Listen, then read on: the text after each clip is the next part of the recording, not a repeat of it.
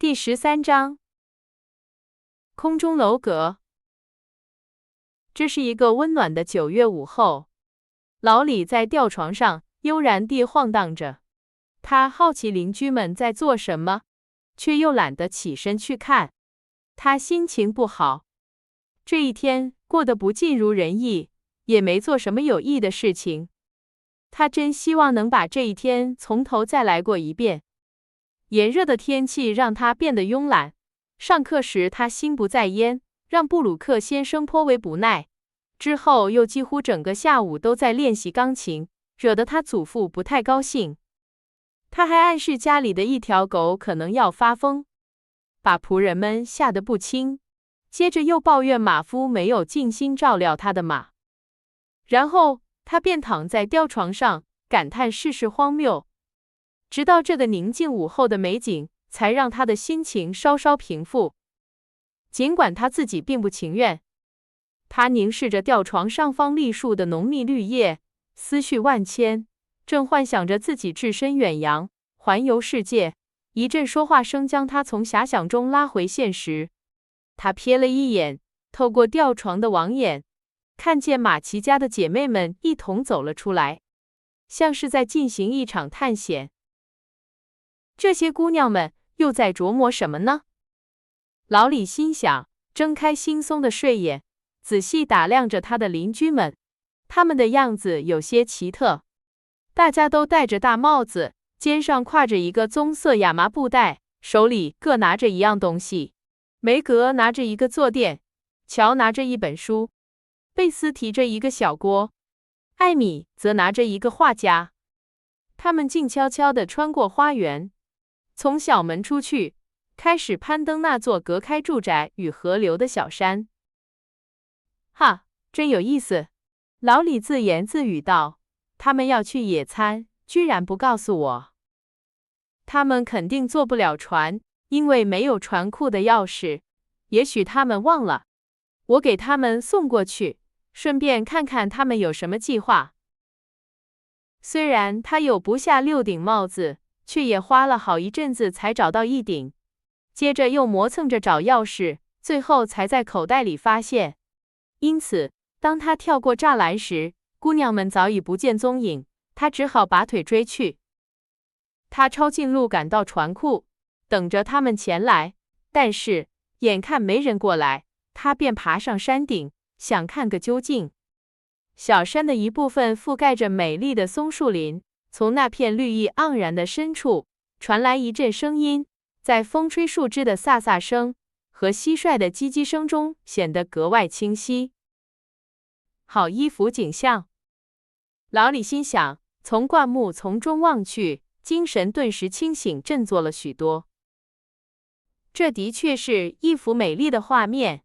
年轻的姑娘们坐在一处凉爽之地，阳光与树影斑驳交错，带着芬芳的微风轻拂着她们的发梢，吹散了脸颊上的暑气。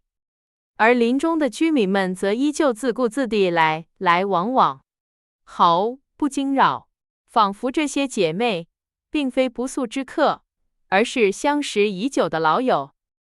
梅格优雅地坐在坐垫上，用她白皙的双手缝着东西。她穿着粉色的连衣裙，在绿色的映衬下，宛如一朵娇艳欲滴的鲜花，清新甜花，清新甜美。贝斯正在一棵铁杉树下拾捡松果，用来制作小饰品。艾米在画一些蕨类植物，乔则一边织着袜子，一边大声朗读。老李看着他们，脸上掠过一丝阴影。他想，既然没人邀请他，他还是离开为好。然而，他迟迟不愿离去，因为自己的家在他看来是那么孤寂，而树林里这小小的非正式聚会，对他那不安分的心灵来说，却更具吸引力。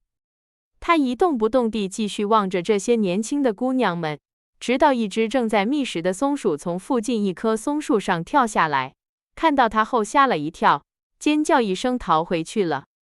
贝斯抬起头，看见了朋友的脸庞，露出了微笑。我可以加入你们吗？或者会打扰到你们？他小心翼翼地从藏身之处走出来，问道。梅格挑了挑眉毛，但乔立刻瞪了姐姐一眼，说道：“当然可以，我们本该一开始就邀请你的，但我们以为你会觉得这种纯女生的活动很无聊。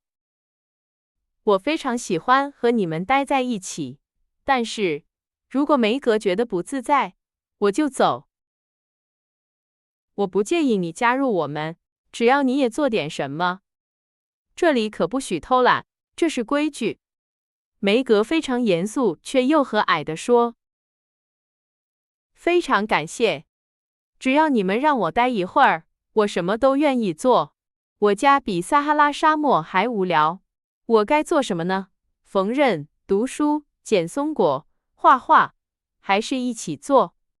尽管吩咐，我准备好了。”说完，老李坐了下来，摆出一副温顺的样子，煞是可爱。在我整理好东西之前，你继续读吧。乔把书递给他。遵命，夫人。他温顺地回答，并开始朗读，努力表现出他被允许加入这个勤劳蜜蜂俱乐部的荣幸。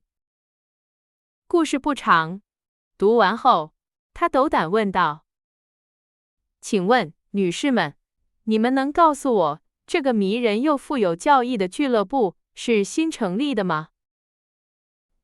谁来给他解释一下？梅格问他的姐妹们。他会笑话我们的，艾米提醒道。那又有什么关系？乔指出。我想他会喜欢的，贝斯补充说。当然，我不会取笑你们的，我保证。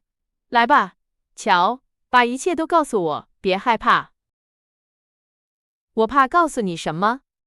真好笑。好吧，你知道，我们以前在冬天和夏天都玩天路历程的游戏。是的，我知道。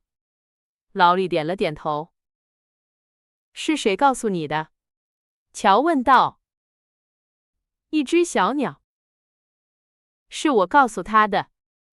那天下午他心情不太好，来家里聊天，但只有我一个人在。乔，别那样看人。他喜欢这个主意，贝斯温柔地解释道。你真是守不住秘密。算了，没关系，这样我就省得解释了。请继续吧。劳里鼓励他，看见乔又开始埋头干活，神色略带不悦。哦，我妹妹没告诉你我们的新计划吗？你看，我们一直想好好利用假期，所以每个人都分配了一项任务，并且全身心地投入其中。现在假期快结束了，任务也完成了，我们很高兴没有浪费时间。事后，我也应该这样做的。劳里懊悔自己虚度了光阴。妈妈鼓励我们多做户外活动，所以我们决定把工作带到这里来，好好享受一番。为了让它更有趣，每个人都把自己的东西装进袋子里，戴上旧帽子，拄着手杖爬上小山，就像多年前的朝圣者一样。这座小山是我们特别的快乐山，因为就像书里写的那样，从这里我们可以眺望远方，看到我们希望有朝一日能居住的国度。乔指向远方，劳里挺直身子眺望。穿过林间的一片空地，在宽阔湛蓝的河流对岸，是绵延的草地。城市之外，可以看到青翠的山峦一直延伸到天际。夕阳西下，天空被染上了秋日黄昏的绚丽色彩。金色和紫色的云霞停驻在山巅之上，在那片玫瑰色的光芒中，白色的山峰高耸入云，宛如天上的圣城。多么美丽的景色啊！老李低声说道，他对美的事物非常敏感。这儿差不多总是这样，我们非常喜欢看，它每天都在变化，却总是那么壮丽。艾米说，她梦想着能把它画下来。乔说的是我们希望居住的国度，它指的是乡村，有猪，有鸡，有干草棚。但愿那个美丽的地方真的存在，我们有朝一日能去那里。贝斯轻声说道。还有一个更美丽的地方，如果我们行为端正，时候到了，我们都会去那里。梅格温柔地回答。但是等待太漫长了，道路也太艰难。我真希望能像那些燕子一样展翅飞翔，穿过那扇壮丽的大门。你一定会到达的，贝斯，或早或晚。别害怕，乔说，我可没那么容易，我必须工作、努力、攀登和等待，也许，即使这样，我也永远无法成功。好吧，如果能让你好受些，我会陪着你。要到达你们所说的天城，我还有很长的路要走。如果我花了很长时间，你会为我求情吗，贝斯？男孩脸上的神情让他的朋友有些不安，但他还是愉快地回答，凝望着天空中飘动的云彩。我想，如果有人真心渴望到达那里，并且一生都在为此努力，最终必定能够抵达。我确信那里的门并未关闭，也没有守卫看守着。我一直觉得它一定就像这幅插画里的景象一样，那些散发着光芒的人伸出手来，迎接那些渡过河流，向他靠近的可怜的基督徒。如果我们建造的空中楼阁能变成现实，我们住在里面，那该多棒啊！乔停顿了一下，说道：“我建造了太多，简直难以选择一个。”老李说道。他躺在地上，一边朝那只暴露了他行踪的松鼠扔着松果。选一个你最喜欢的，会是什么样的呢？梅格问道。如果我告诉你，你会告诉我你的吗？是的，如果其他人也说的话，我们会的。老李，你先开始吧。在环游世界之后，我想住在德国，专心做音乐。我会成为一位非常著名的音乐家，所有人都想听我演奏。我不用担心金钱或生意上的事，因为我会靠做自己最喜欢的事情来谋生。那是我最喜欢的梦想。你的呢，梅格？玛格丽特似乎不愿分享她的梦想，她用一片蕨叶在脸前挥了挥，仿佛在驱赶想象中的蚊子，一边说道：“我希望能有一栋漂亮的房子，里面摆满了各种奢侈品，有美味的食物、华丽的衣服、雅致的家具，身边围绕着令人愉快的人们，还有堆积如山的金钱。我会成为一切的主人，随心所欲地管理一切，但是因为我会有一大群仆人伺候，所以我自己不用工作，那该多快活啊！因为我不会整天无所事事，而是会做善事，让每个人都喜欢我。”那家里没有男主人吗？老李促狭地问道。正如我所说，我身边会有令人愉快的人们。梅格说着，弯腰系鞋带，好掩饰自己的脸。那你为什么不直说你想要一个善良、大方、聪明的丈夫，还有一群天使般的孩子呢？没有这些，一个家就不完美了。乔厉声说道，他不认同姐姐的浪漫想法，只对书本里的爱情故事感兴趣。而在你的梦想里，就只有马、文具和小说了。梅格生气地反驳道。当然，我会拥有阿拉伯骏马、满屋子的书，还会用一种神奇的写字工具。那样我的作品就会像老李的音乐一样出名。在我死之前，我希望能做些重要的事情，一些英雄壮举，或是奇妙非凡的事情，让我的名字能活在人们的记忆中。我不知道那会是什么，但我不会停止追寻，直到找到它为止。总有一天，我会让你们所有人都大吃一惊。我想，写作、致富和成名是我最大的梦想。我的梦想是和爸爸妈妈待在家里，帮助他们照顾整个家庭。贝斯心满意足地宣布道。你没有更高的追求了吗？老李问道。只要我的钢琴在我身边，我就很快乐。我最希望的是我们能永远平安地生活在一起，仅此而已。我有很多梦想，但我最向往的是成为一名艺术家，住在罗马，整天画画，直到成为世界上最顶尖的画家。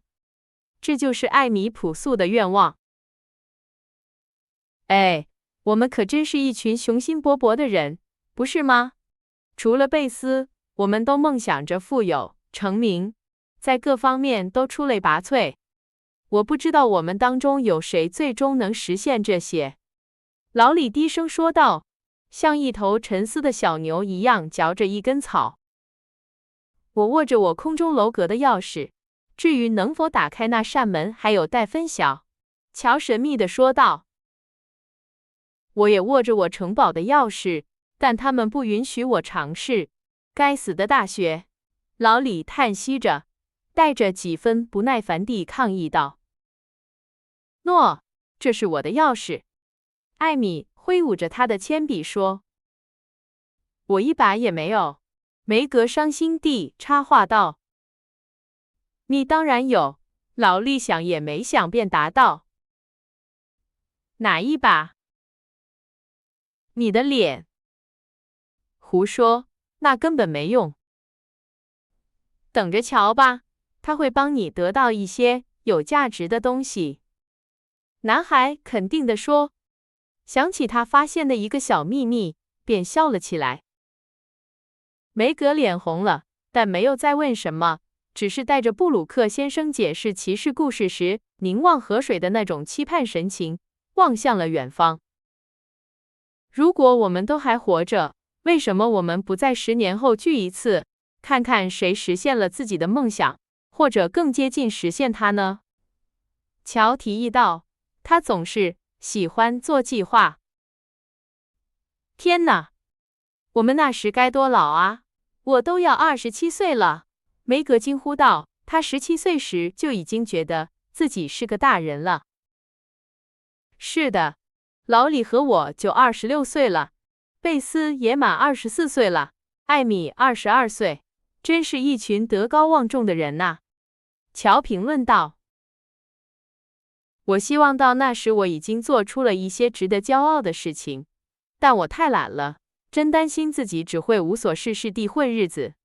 乔，妈妈说你只需要找到一个目标，当你有了目标，你就会努力工作。她真是这么说的吗？天哪，如果可以，我一定会的。老李惊呼道，精力充沛地站了起来。我知道我应该让我祖父高兴，我也在努力，但我做得很不情愿，这让我非常痛苦。他希望我去印度，像他一样成为一名商人，但我宁可被枪毙。我讨厌茶叶、丝绸、香料，以及他那些旧船运来的所有垃圾。等他们归我所有时，就算沉没了，我也毫不在乎。我想他希望我去上大学，是因为这样他就能多出4年时间来准备业务的交接。一切都计划好了，我必须按部就班的执行，否则，如果我想快乐，就必须像我父亲那样离开。要不是因为老人家会孤身一人，我明天就走了。老李情绪激动地说着，似乎准备在遇到一点小麻烦时就付诸行动。他成长得很快，尽管天性懒散，却像所有年轻人一样，厌恶屈从，渴望了解世界，开创自己的道路。我建议你偷偷搭乘你家的一艘船逃走，在实现你的目标之前不要回来。乔说道，光是想想这样的壮举，他的想象力就驰骋起来。他非常欣赏老李所谓的错误。那样不好，乔，你不应该这样说。老李最好别听这么糟糕的建议。亲爱的孩子，你最好听从你祖父的话。梅格用他那最具慈母风范的语气插话道：“在大学里好好努力，我相信当他看到你如何努力取悦他时，他会不再那么严厉或不公正。正如你所说，你是唯一能陪伴他、爱他的人。如果你未经他同意就离开，你会终生无法原谅自己。不要担心，也不要灰心，尽你的本分，你一定会得到回报的。就像善良的布鲁克先生一样，他赢得了我们的爱和尊重。”你知道他什么事？老李问道。他感谢这个明智的建议，但对说教的语气感到有些恼火，并且很高兴在这次自发的不同寻常的坦白之后，他们不再谈论他了。只是你祖父告诉妈妈的那些事，他照顾他的母亲，直到他去世，并且为了不让他独自一人而没有接受国外一份很好的工作机会。现在他又在照顾他母亲的一位年迈的保姆，而且没告诉任何人。他是一个慷慨、耐心又善良的人。哎呀，我这位朋友可真不错，老李由衷地说道，深受感动。而梅格则红着脸停顿了一下，被这个故事打动了。我祖父真有本事，总能不声不响地了解他的一切，然后告诉别人他有多好，好让大家都能欣赏他的价值。布鲁克不明白为什么你母亲对他那么友善，邀请他和我一起到家里来，并且像对待好朋友一样热情地接待他。他觉得你母亲完美无瑕，一连几天不停地赞美他，谈论你们，印象非常深刻。如果我实现了我的梦想，我会尽我所能帮助他。你现在就可以开始做点什么，别再折磨他了。梅格严厉地反驳道。你怎么知道我在折磨他？我从他离开你家时的脸上看出来的。如果你表现良好，他看起来很满意，走路也很有精神。但如果你没听他的话，他走路就很慢，神情严肃，好像很想再进去把工作做得更好似的。哦，我很高兴知道你注意到了我亲爱的布鲁克的表情。我注意到他经过你窗前时会微笑并点头示意，但我不知道你们相处得这么好。我们没有。别生气，也请别把这件事告诉布鲁克先生。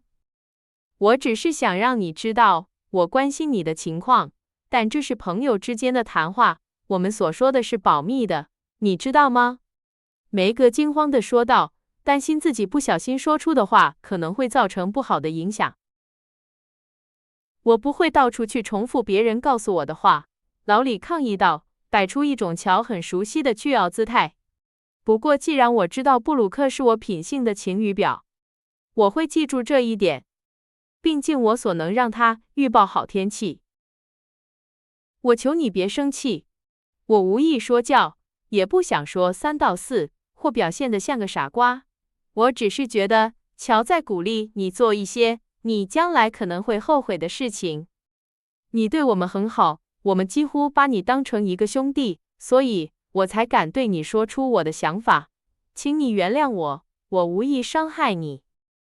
梅格说着，伸出手，这是一个既充满爱意，又带着几分羞怯的姿态。老李为自己生气而感到不好意思，他握住他的手，坦率地说：“应该道歉的是我，我一整天心情都不好，请继续指出我的缺点。把我当成兄弟看待，别在意我有时会有点暴躁。我同样感谢你。”男孩鞠了一躬，表示自己不再生气了。从那以后，他一直表现得非常可爱。他帮梅格绕棉线，为取悦乔而背诵诗歌，为贝斯捡松果，还帮助艾米处理蕨类植物。因此，他做了足够的努力来融入这个勤劳蜜蜂俱乐部。正当他们热烈地讨论着乌龟的习性，此前看到一只这种友善的动物从河里爬出来，他们听到了远处传来一阵铃声，那表示汉娜快要准备好茶点。他们必须回家吃晚饭了。我还能再来这里，和你们在一起吗？